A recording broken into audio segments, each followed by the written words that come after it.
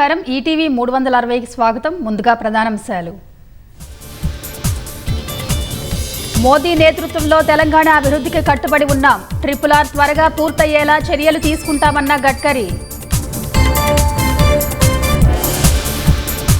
రాష్ట్రంలో రహదారుల అభివృద్ధికి నిధులివ్వండి. కేంద్ర మంత్రి నితిన్ గడ్కరీకి విజ్ఞప్తి చేసిన సీఎం రేవంత్ రెడ్డి.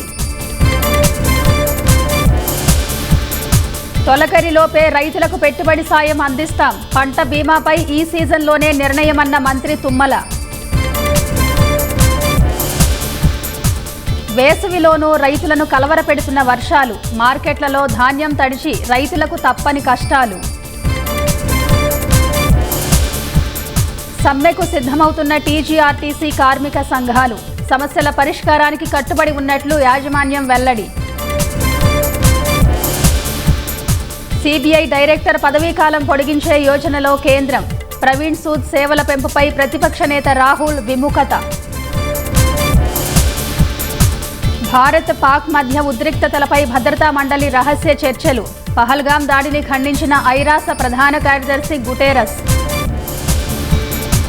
గాజా పట్టీని పూర్తిగా ఆక్రమించేస్తామని ఇజ్రాయెల్ ప్రకటన.